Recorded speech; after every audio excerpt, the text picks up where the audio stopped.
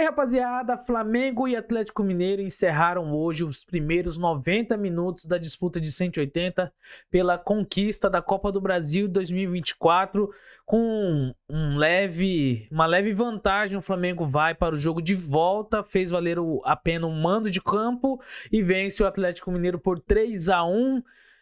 Vamos destrinchar, falar um pouquinho sobre esse jogo, sobre as peças desse jogo. Antes, se inscreve aí no canal, deixa o like, compartilha, tem vídeo maneiro que está sendo lançado para vocês. Fiz uma entrevista com o Lucão, atleta profissional de futebol aqui no Japão, falando um pouquinho do cenário japonês, como que tem crescido as ligas. Mais à frente, amanhã já tem agendado outra entrevista. Dessa vez vou falar com uma pessoa dos bastidores ali, que ajuda, trabalha com os atletas também, brasileiro, que vai trazer um outro panorama para nós. Então se inscrevam que novidades estão vindo e estão chegando para vocês. Muito obrigado, valeu e é nóis. Bom, o Flamengo enfrentou o Atlético Mineiro. O Flamengo começou o jogo, pelo menos o primeiro tempo, o Flamengo domina esse primeiro tempo, mesmo com o Atlético Mineiro tendo a primeira ação ali, né? Logo no início, ali nos primeiros minutos, há uma finalização perigosa do Scarpa, que se faz o gol, mudaria talvez o panorama do jogo um pouquinho, mas eu acredito que seguiria o mesmo roteiro que aconteceu. O Flamengo pressionando, o Flamengo fazendo uma pressão muito alta, um Flamengo diferente completamente daquele Flamengo que a gente viu perder para o Peñarol, ser eliminado para o Peñarol, perder para o Peñarol no Maracanã e chegar lá no Uruguai, não conseguir tirar a vantagem, criar gols nem nada e ser eliminado. Acredito eu fielmente que este Flamengo não seria eliminado hoje pelo Peñarol, venceria e depois seria uma disputa, duelo lá em cima, muito equilibrado, com o Botafogo na semifinal para ver quem iria para a final, mas seria um bom jogo e seria capaz de talvez repetir as duas finais, tanto da Copa do Brasil quanto da Sul-Americana, porque o Flamengo tem capacidade também de vencer o Botafogo, mas isso são águas passadas. Só estou trazendo à tona esse assunto para a gente entender como que esse Flamengo modificou, tá diferente. Não, você pode pensar assim, mas são os mesmos atletas, são os mesmos jogadores, não tem tanta diferença, não houve nenhuma mudança, a não ser a ausência do Pedro lesionado, ou de alguns outros jogadores lesionados, Luiz Araújo, entre outros, mas o ânimo, a expressão, a gana, a fome dos jogadores é outra. A gente pode analisar a fome, a vontade dos jogadores com Tite e a fome, a vontade dos jogadores com Felipe Luiz. De fato, uma coisa é concreta: o Felipe Luiz conseguiu incomodar os caras de uma maneira saudável, conseguiu cutucar, mexer com os caras ali, conseguiu usar o vestiário, o poder dele de influência que ele já tem nesse clube, nesse time, nesse mesmo elenco, onde ele fez parte até pouco tempo atrás.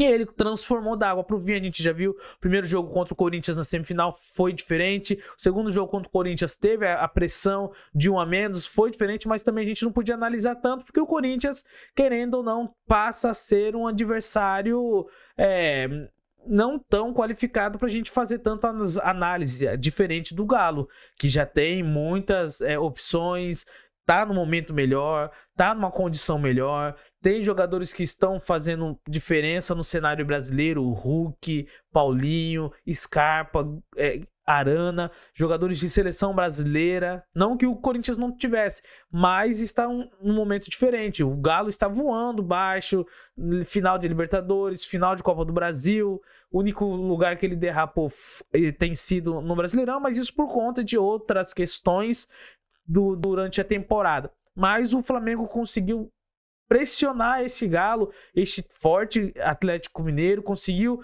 empurrar ele no seu campo de defesa, conseguiu jogar com muita raça e muita vontade. E a gente tem que se destacar alguns jogadores que neste curto período cresceram e evoluíram com o Felipe Luiz. Um desses jogadores já vinha numa crescente evolução e estava jogando muito bem também com o Tite, que no caso é o Gerson. O Gerson tem jogado muito bem, não à toa tem sido convocado para a seleção brasileira, tem feito jogos como titular ali nas eliminatórias, tem feito dupla com o Bruno Guimarães ali, entre outros momentos, alternado ali, mas tem jogado muito bem no próprio Flamengo. Hoje é o melhor jogador, às vezes capitão, outras horas não é capitão, mas independente, tem representado, tem jogado, tem assumido a bronca de comandar esse meio de campo, que em algum momento com o Tite era muito desorganizado, mas ele conseguia suprir as necessidades táticas impostas pelo seu técnico, e ali em campo ele conseguia reajustar o seu meio campo e fazer uma diferença, mas uma andorinha só não faz verão. E hoje, com um time muito mais organizado, um time onde tem muito mais peças que estão jogando melhor, ele consegue se destacar ainda mais. Geralmente é isso, se um jogador ele está num momento, num clube onde está um pouquinho mais conturbado e ainda assim ele se destaca, quando esse clube fica ajeitado, fica redondinho, ele vai jogar a bola dele melhor do que ele estava jogando naquele momento difícil. É a mesma coisa de você aprender a tocar violão, com violão, as cordas ruins, tudo dura, a altura das cordas com traste, com o braço do violão lá em cima, e depois quando você pega vamos lá, um Gibson, um Martin, qualquer violão, tô falando marca de violão aqui, mas se você pega um violão top, você vai tocar, você não sente a pressão, você não sente diferença, você toca bem melhor. É a mesma coisa, a analogia bem é isso daí. Você tá num time ruim, organizado, mal organizado, onde todo mundo não tem desempenhado bem, você tá jogando bem, e aí você vai para um time onde começa a organizar, e é o mesmo time isso daí. Isso que é incrível, que às vezes a mudança de técnico resolve. Sim, eu sou contra ficar trocando muitas das vezes o técnico, culpar o técnico por si só pelo desempenho do clube, mas às vezes não tem como, a equipe já tá rachada, não tem mais como é que fala? Não tem mais. A animosidade está muito grande nos vestiários ali, que não tem como controlar mais e sustentar o técnico, e que é melhor trocar ele, uma peça, do que trocar 20 peças, o plantel inteiro, para suprir a necessidade do técnico. Mas a gente já viu que acontece o contrário também. Se às vezes o jogador tem atrapalhado, ele é trocado. Assim como foi o caso do Marcelo recentemente aí. Ele estava incomodando ali o grupo, o plantel, então foi ali, ele é excluído, ele é tirado, porque realmente tem que tirar o mal pela raiz. Então tira ali para não dar chances para o rebaixamento ou para outra coisa. Mas o Flamengo, ele foi muito bem, ele vai com o Wesley também, que cresceu demais, tem crescido demais há muito tempo. A gente via muitas críticas ao Wesley, e aos poucos ele foi trabalhando na calada dele, fazendo o trabalho dele, fazendo o trampo dele. Tem evoluído, tem margem ainda para crescer e evoluir ainda mais. Defensivamente precisa melhorar em alguns pontos, mas ofensivamente auxilia, ajuda demais. Então é um bom prospecto para o futuro, ainda mais vendo, né, que essa é uma posição carente no cenário mundial. Lateral direito, lateral esquerdo, hoje bons laterais são difíceis de encontrar e são difíceis de formar, que sejam equilibrados também e que façam um gosto do futebol moderno. E eu acredito que o Wesley tem tudo para ser um desses laterais que lá na frente vão dar muito orgulho para a seleção brasileira ali, para o povo brasileiro, atuando na seleção. E ele foi muito bem, principalmente ali no início da jogada do segundo gol, ou do primeiro gol, onde ele pega ali, recebe, faz a dobradinha com o Gerson, recebe, vai cortando para o meio, carregando, conduzindo a bola para o meio, faz o passe ali pro Gabigol, o Gabigol acaba chutando pro Michel, o Michel passa pro Gabigol, que finaliza, e ali o Arrascaeta trocou com o Gabigol, né? Praticamente a posição do Gabigol estava no lado esquerdo, meio que fazendo a posição da Arrascaeta, sim, um pouquinho, né? Corto foi lá, finalizou, e o Arrascaeta, vendo que o seu o pivô, o centroavante não estava, ele assume ali o espaço e acaba pegando no rebote. Não acredito também que seja um pouco, não dá para dizer que foi falha do Everson, mas ele poderia ter espalmado, sei lá, mais para fora, para trás, mas ele acabou espalmando, amortecendo o chute, lançando para o meio da área, e ali o Arrascaeta de primeira finaliza 1-0 Flamengo. E depois o Flamengo, mais uma vez, jogada iniciada pelo lado direito do seu setor defensivo, do setor de ataque ali, ele atrai a marcação do Atlético Mineiro, ele volta com a bola, recua, então isso, as linhas do Atlético Mineiro sobe ali, faz um lançamento ao desvio, e o Gabigol, oportunista como aproveita a condição que o Lianco estava dando para ele ali, ele vai e pega a bola, domina e vai correndo sozinho, livre, e para conseguir ali tirar, fazer a finalização e tirar do Everson, fazendo um 2-0. E depois acaba o primeiro tempo. No segundo tempo, o Galo esboça uma reação, esboça uma melhora.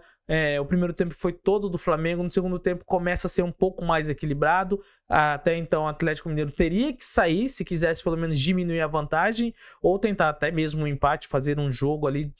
Teve condições, teve alguns chutes de fora da área que tentou, mas num contra-ataque veloz o Flamengo acabou com o Gabigol fazendo ali o terceiro gol, o segundo gol dele, o terceiro gol na partida, 3-0, no momento em que o Galo era melhor, que estava procurando mais, tendo mais iniciativa para jogar um balde de água fria na reação do Atlético Mineiro. Mas o Atlético Mineiro não ficou por aí, aproveitou de uma falha do Léo Ortiz e ali conseguiu pegar, o Allan Kardec conseguiu pegar a bola que o Léo Ortiz acabou deixando escapar na hora do domínio, e ele pegou e faz a finalização rasteira no cantinho do Rossi, sem chance para o Rossi, diminuindo para 3-1. O Allan Kardec, que há muito tempo não entrava nos jogos e acabou há muito tempo também não fazia gol, né? Porque agora o substituto, ou então o titular da posição é o Daverson, mas só que o Daverson não pode jogar por questões de já ter jogado a competição, a Copa do Brasil, acho que foi pelo Cuiabá, então não pode ser inscrito. E isso daí complica tudo a situação, porque no momento atual, no cenário atual, o Daverson é uma peça fundamental nesse time do Atlético. Querendo ou não, ele tem sido fundamental nos momentos decisivos, contra o Fluminense na Libertadores, contra o River Plate agora na Libertadores, e ele só não...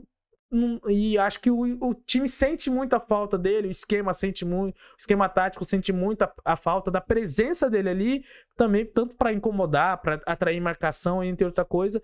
E isso daí complica, né? É difícil você ter um jogador para uma competição e nessa competição ele faz diferença a presença dele com gol ou com assistência ou com incômodo, algumas outras coisas, e você vai jogar paralelamente uma outra competição e não pode usar o mesmo jogador por questão de regulamento, por questões às vezes contratuais, entre outras coisas. Isso daí acaba tirando um pouco também a força da equipe, mas não tenho o que dizer, não tenho o que falar.